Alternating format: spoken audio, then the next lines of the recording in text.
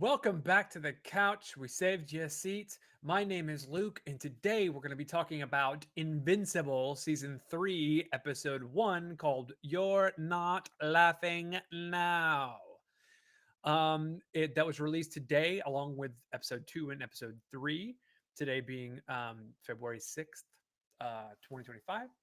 And so we're going to be talking about You're Not Laughing Now, which I thought was a pretty good episode. Actually, it was really, really, really good. A solid cliffhanger from the last one. And so we're just going to jump right in.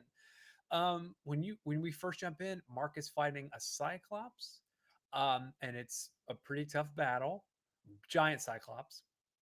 But he ends up overtaking the Cyclops, and then you realize the Cyclops is actually a little kid who's got a desperate issue, and that Cecil has um, manipulated the parents and him into fighting Invincible to get him a little bit stronger, which is one of those things. But then you come to find out that Cecil has been putting Invincible through some tests, and he has gotten stronger and faster and better endurance, and it culminates with doing the Superman lift where he's lifting this giant hydraulic thing.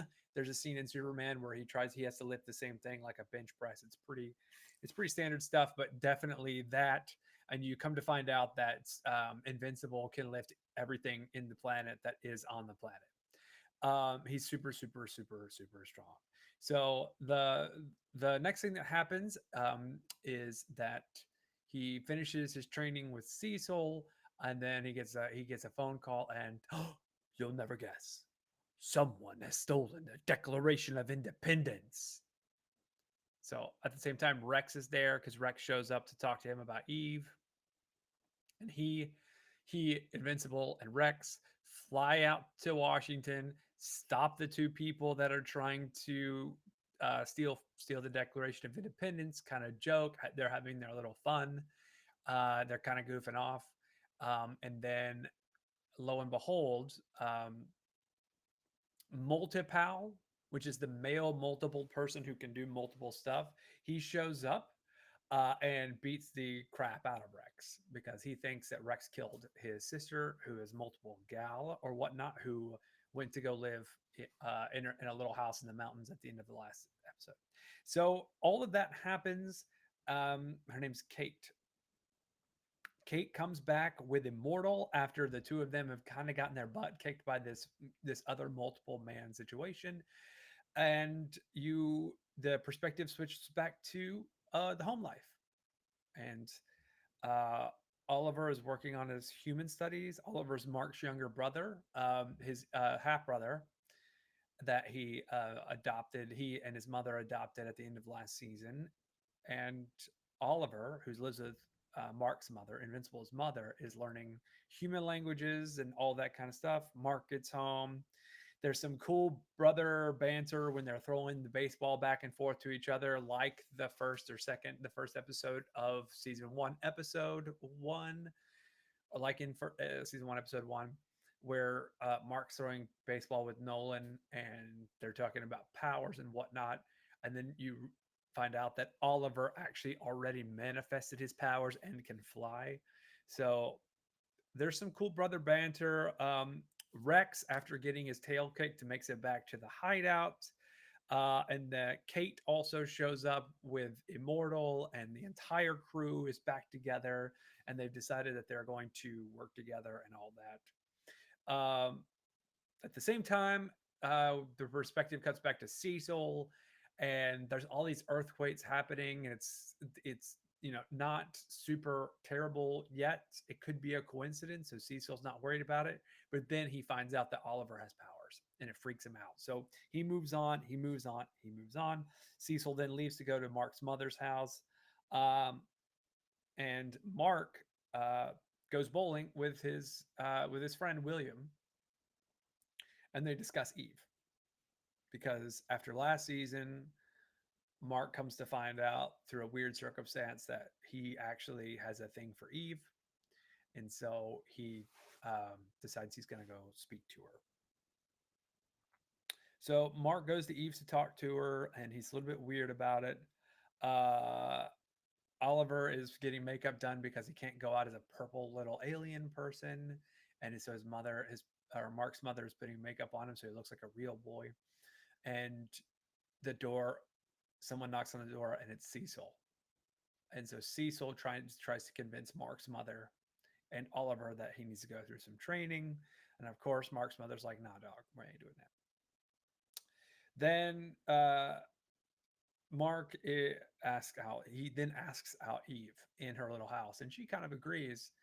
And then a second later, he's like, "Good, because a past version of you told me that they were in love with me, and blah blah blah." He kind of spills the beans where she feels like the ask out isn't in earnest or complete honesty. And Eve gets really, really, really mad at them. But then the perspective goes back to Rex, and Rex is getting out of the shower, and as he's walking back through, he stumbles upon a big hole, and then these monsters show up from the hole and snatch him, and they take him back to this lair. Then earthquakes happen, and you get to meet this guy named Seismic, who is a earthquake kind of villain. Uh, and the Doc Seismic confesses his plans. He's actually at this point abducted all of the heroes and put them in these like cocoon egg things so they can't stop his plan of world domination as Seismic, this earthquake villain.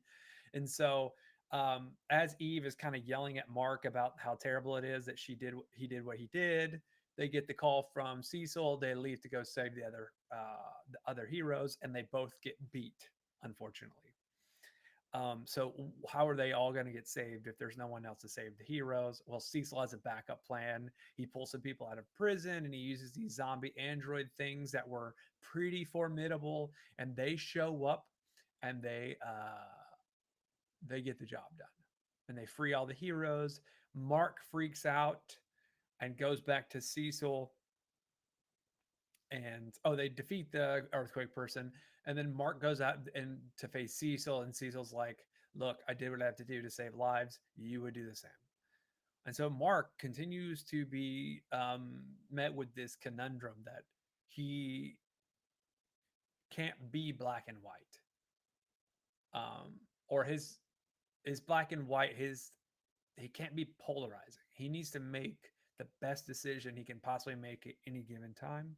And that's kind of the lesson he's learning from Cecil. And at the same time, Cecil and Mark walk into this white room, and it's in the trailer. But and then he's like, "Hey, why are we in the white room again?" And Cecil's like, "It's protection from you." And these 4 or 5 androids show up, and they're getting ready to battle. Um, then the perspective cuts back to the Viltrumite prison that's on the meteorite, and Nolan and Alan are having a conversation. And Nolan's like, "They're gonna do experiments on you. You're way too strong. Like, it's gonna happen." And Alan's like, "Oh my god, you like me. You really, really like me," as goofy as Alan is. And Nolan's like, "Look, they're gonna do it."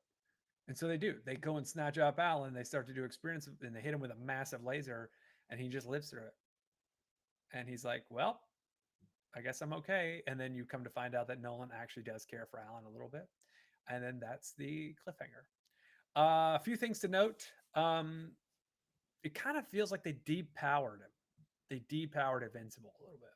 And Eve, actually, which I didn't like. I didn't like that. They kind of, they, yeah. Um, they talk all this about, he's Invincible's way stronger, way faster, better than he used to be, and he's just weaker. It's kind of terrible. So more to come on that, I think. But yeah, I guess we're just going to see in the next episode what Mark has to do in the White Room, how Oliver's going to deal with everything, if Eve and Mark are going to continue a relationship or not. I don't know. I've not read the comics. Maybe they do. And then what is going to happen with the rest of the superheroes? I don't know. Stay tuned. We'll have the second episode up on the website pretty soon. So make sure to like and subscribe, and tell me what you think your favorite part of the episode is. Mine was for sure Mark nervously asking Eve out, and she just being like, "Yeah, I think it's pretty good idea." I love that part. That made me feel so good inside. And then Mark screwed it up. I mean, he did screw it up. He was trying to tell her the truth, but still, that's my favorite part. We like that. Anyway, there's always a seat open for you on the couch. Feel free to stop on by anytime. And until next time, peace.